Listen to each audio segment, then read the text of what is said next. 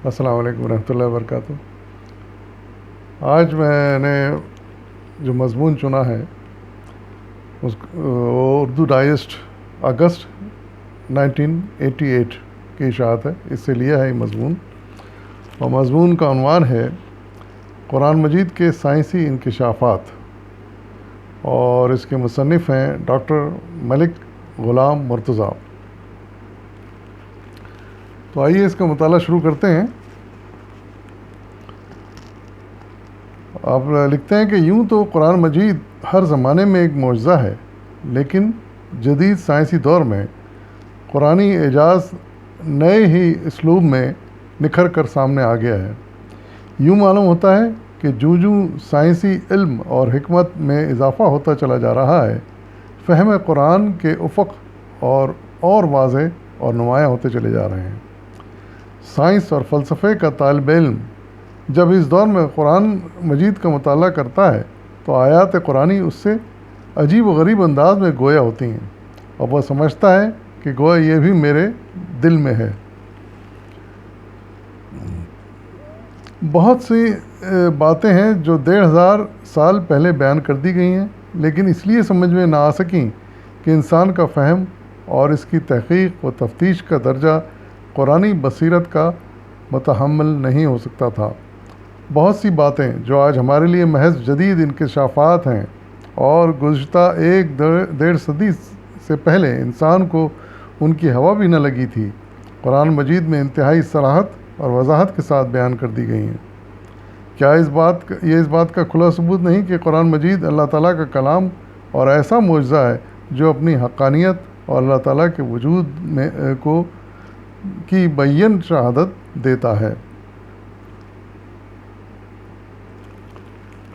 تو یہ حقیقت ہے کہ قرآن کا جیسے جیسے مطالعہ کرتے جائیں، ہم کو ایسے آیات ملتی ہیں جس میں سائنس کے اہم نکات کی طرف اشارہ ہوتا ہے، سائنس کے اہم نکات بیان کیے گئے ہوتے ہیں۔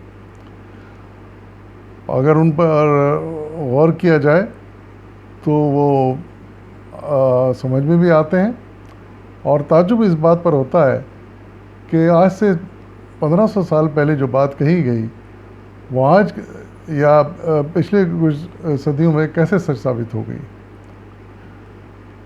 تو یہ اللہ تعالیٰ کے کلام کا معجزہ ہی ہے کہ ہر دور میں اس کے وساطت سے ہمیں نئی باتیں سمجھ میں آتی ہیں، نئے گوشے سے واضح ہوتے ہیں۔ چلیے آگے دیکھتے ہیں۔ مطالعہ فطرت۔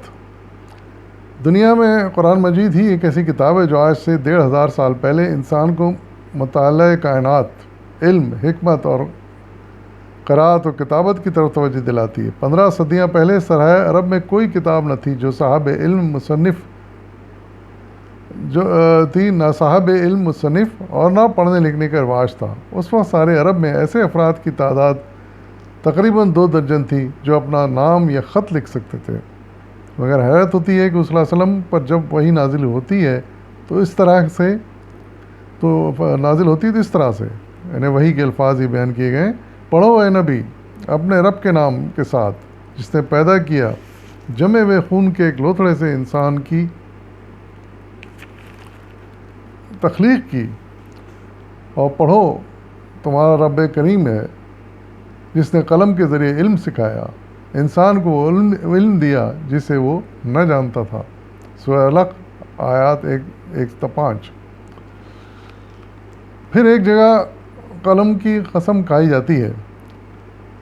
قسم ہے، پھر قرآن کی آیت کا ترجمہ ہے: قسم ہے قلم کی اور اس چیز کی جو لوگ لکھتے ہیں، یعنی قلم اور لکھی ہوئی چیزیں اور کتابیں اس بات کے شاہد ہیں کہ آپ اللہ تعالیٰ کے فضل و کرم سے دیوانے نہیں ہیں۔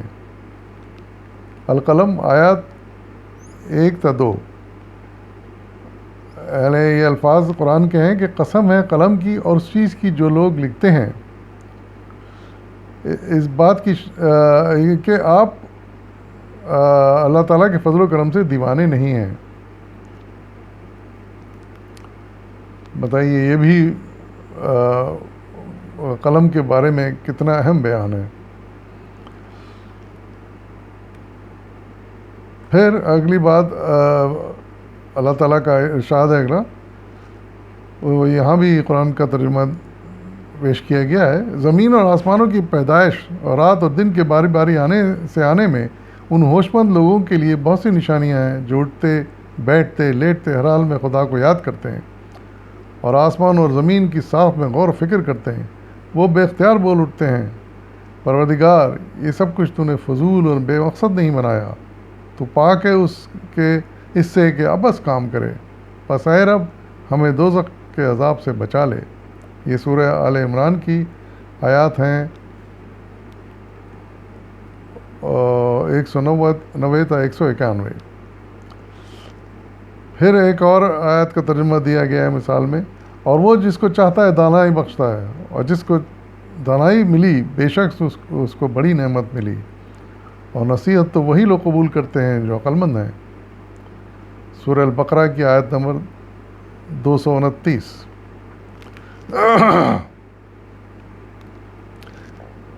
فطرت اور کائنات کے گہری نظر سے مطالعہ کرنے والوں کو اللہ تعالیٰ نے کسی جگہ متقی اور صاحب ایمان و یقین، اور کہیں عالم اور کہیں اصحاب تدبر و حکمت قرار دیا ہے۔ قرآن مجید کے تقریباً ہر صفحے پر اس قسم کی آیات ملتی ہیں۔ اس میں کچھ مثالیں نیچے دی گئی ہیں۔ یہ قرآنی کا ترجمہ ہے کہ یہ ارباب عقل کے لیے نشانیاں ہیں۔ پھر یہ اصحاب یقین کے لیے نشانیاں ہیں۔ پھر ایک آیت کا ترجمہ ہے کہ یہ اہل علم کے لیے نشانیاں ہیں۔ پھر ایک مثال ہے کہ یہ اہل ایمان کے لیے نشانیاں ہیں۔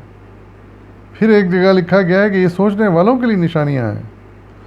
پھر ایک جگہ لکھا گیا ہے کہ اس میں عبرت حاصل کرنے والوں کے لیے نشانیاں ہیں۔ یعنی آپ اندازہ لگائیں کہ کس طرح توجہ دلائی گئی ہے، اور کس طرح ان کی اہمیت بیان کی گئی ہے، اور کس طرح سمجھانے کے لیے یہ کہا گیا ہے کہ یہ کون لوگ ان کو سمجھ سکتے ہیں، یہ کن کے لیے نشانیاں ہیں، یہ ان کے پوری کیٹیگریز بتا دی ہیں۔ یعنی ایک عام آدمی جو جہالت میں مبتلا ہے، عقل و شعور نہیں رکھتا، وہ اپنے کام سے کام رکھتا ہے، وہ نہیں سمجھ سکتا۔ اس کو تو وہی لوگ سمجھ سکتے ہیں جن کی نشانیوں پر بیان کی گئی ہیں۔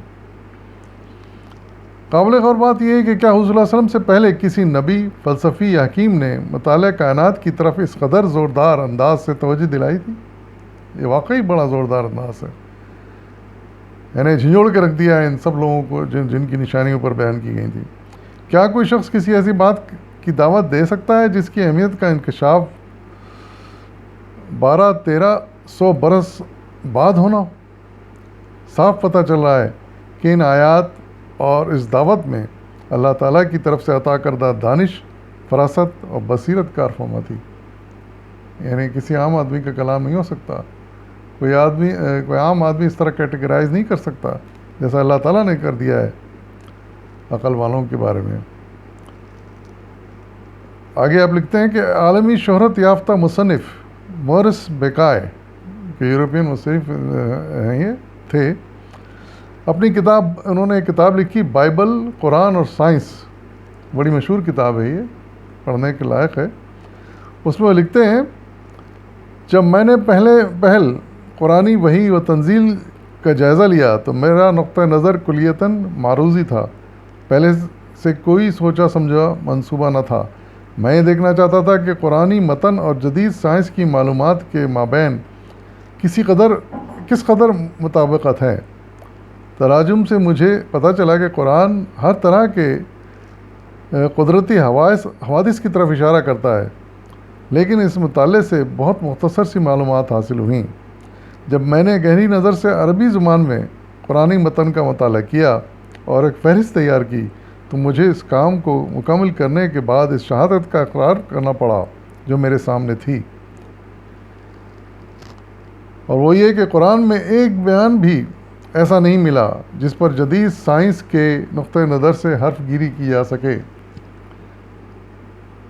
یعنی جدید سائنس کے انداز میں بھی اگر سوچا جائے تو کوئی بات قرآن میں غلط ثابت نہیں ہوتی، یہ وہ اس نتیجے پر پہنچے یہ جو مصنف تھے یورپین، تھورولی جب انہوں نے مطالعہ کیا اس کا، خاص طور سے عربی میں اس کی زبان سمجھ کے، تو پھر بڑی حیرت ہوئی کہ کوئی چیز سائنس سے نہیں ٹکراتی، موجودہ دور کی تحقیقات سے نہیں ٹکراتی، بلکہ وہ حقائق ثابت کرتی ہے، اس کے ثبوت ملتے ہیں ہمیں جدید تحقیق میں۔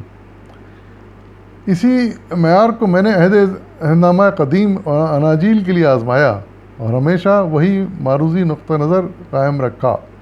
اول ذکر میں مجھے پہلی کتاب آفرینش سے آگے نہیں جانا پڑا اور ایسے بیانات مل گئے جو جدید سائنس کے مسلمہ حقائق سے کلی طور پر عدم مطابقت رکھتے تھے۔ یعنی انہی مصنف صاحب نے، یورپ کے مورس بکائے ہیں، انہوں نے قرآن کا مطالعہ کرنے کے بعد پھر دوسری الہامی کتابوں کا مطالعہ کیا، یعنی بائبل اور تورات وغیرہ کا، تو کہتے ہیں کہ انہیں زیادہ نہیں پڑھنا پڑا، شروع میں ہی انہیں ایک دو آیتیں پڑھنے کے بعد چند آیات انہیں پتہ چل گیا کہ جدید سائنسی تحقیقات سے ان کا کوئی تعلق نہیں ہے، یعنی جدید سائنسی تحقیقات اس کے بالکل برخلاف ہیں، جبکہ قرآن میں انہوں نے پڑھ کے یہ سمجھا کہ وہ بالکل سائنس کے مطابق ہیں اور کوئی چیز سائنس سے ٹکراتی نہیں ہے، تو موجودہ جدید تحقیق سے نہیں ٹکراتی۔ یہی صاحب ایک اور جگہ لکھتے ہیں، اس میں کوئی شک نہیں کہ اگر اناجیل کا مکمل طور پر مطالعہ کیا جائے تو عیسائیت بدرجہ غایت انتشار میں مبتلا ہو سکتی ہے۔ یعنی ان کا یہ کہنا ہے کہ انجیل کا مطالعہ آگے کیا جائے تو اس میں کئی اختلافات پیدا ہو سکتے ہیں اور انتشار پھیل سکتا ہے، کیونکہ آیات میں اختلاف ہیں، سائنس سے ٹکراتی ہیں، ایک دوسرے سے آیات میں اختلاف پایا جاتا ہے، لیکن قرآن میں خاص بات انہوں نے دریافت کی کہ نہ کوئی آیات میں آپس میں اختلاف ہے، نہ آیات ایک دوسرے سے ٹکراتی ہیں، نہ ان کا کوئی اختلاف جدید تحقیق سے اور سائنس سے ہے۔ یعنی یہ وہ مصنف کہہ رہے ہیں جو خود کرسچن ہیں اور جنہوں نے غیر جانبدارانہ انداز میں قرآن کا مطالعہ کیا۔ تو اندازہ لگائیے کہ اس سے جب غیر مسلم اس قدر اس کے پر اعتماد کرتے ہیں اور اس قدر اس پہ اعتقاد رکھتے ہیں، تو ہم مسلمانوں کو اس بات پر فخر ہونا چاہیے کہ ہمارا قرآن ایک ایسا قرآن ہے کہ جو واقعی خدا عز و جل کا کلام ہے، اور جو آج سے 1400-1500 سال پہلے بھی صحیح تھا، آج بھی وہ صحیح ثابت ہوتا ہے، اور انشاءاللہ قیامت تک وہ صحیح ثابت ہوگا۔ اس میں کوئی غلطی، کوئی اختلاف کوئی نہیں نکال سکتا، اور جتنا سائنس ترقی کرے گی وہ قرآن کی باتوں کی تصدیق ہی کرے گی، جیسا کہ آج تک کرتی آئی ہے۔ ہم آگے پڑھیں گے کون کون سی باتیں ہیں جس میں سائنس ہمیں حمایت کرتی ہوئی نظر آتی ہے، قرآن کی اس کی تائید کرتی ہوئی نظر آتی ہے، اور قرآن کی باتیں کس طرح سائنس سچا ثابت کرتی ہے۔ تو آگے اس کی مثالیں انہوں نے دی ہیں، انشاءاللہ آئندہ گفتگو میں بیان کروں گا۔ اس وقت اجازت دیجیے، فی امان اللہ۔